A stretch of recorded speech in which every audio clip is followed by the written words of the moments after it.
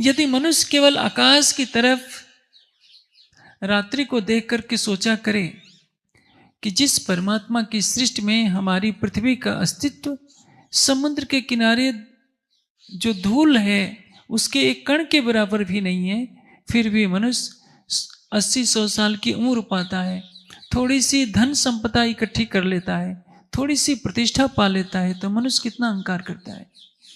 लेकिन यदि उसने इस अहं का त्याग कर दिया, सच्चिदानंद परब्रह्म के चरणों में प्रेम कर लिया, परम धाम का ज्ञान प्राप्त कर लिया, तो उसको लगता है कि यह तो संसार नश्वर है।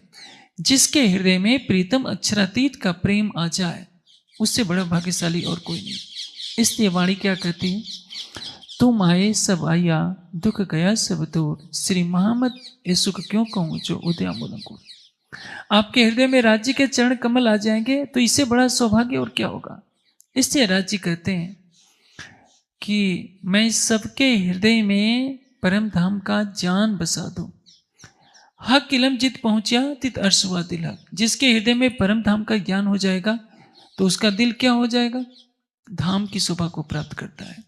वह जब भी एकांत में कुछ क्षण बिताएगा तो किसको याद करेगा, राज्य को याद करेगा। जो राज्य को याद करता है, उनसे प्रेम करता है, उसकी शक्ति कितनी होती है मैं आपको एक दृष्टांत से बताता हूं। एक रामायण की एक प्रचलित कथा है। एक बार किसी व्यक्ति ने अपराध किया, भगवान राम का राज्य था और उस अपराध के बदले उसको मृत्यु दंड मिलना था। भगवान राम ने प्रण किया कि इसको मैं मारूंगा।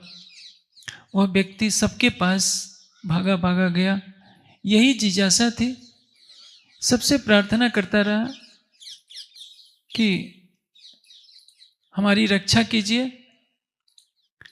सबने कहा कि भगवान राम के सामने हम कैसे तुम्हारी रक्षा कर सकते हैं।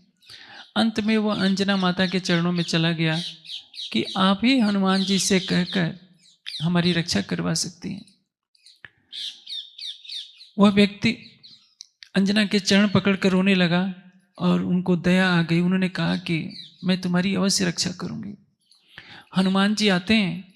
हनुमान जी से अंजना माता कहती है कि देखो हनुमान, मेरा आदेश है कि भगवान राम के बाणों से इस व्यक्ति की रक्षा करना तुम्हारा कर्तव्य है, जैसे भी हो तुम्हें बचाना होगा। अब हनुमान जी क्या करें, अपने आराध्य से लड़ तो नहीं सकते, लेकिन माँ का भी आदेश है और उधर भगवान से बचाना भी है। भगवान राम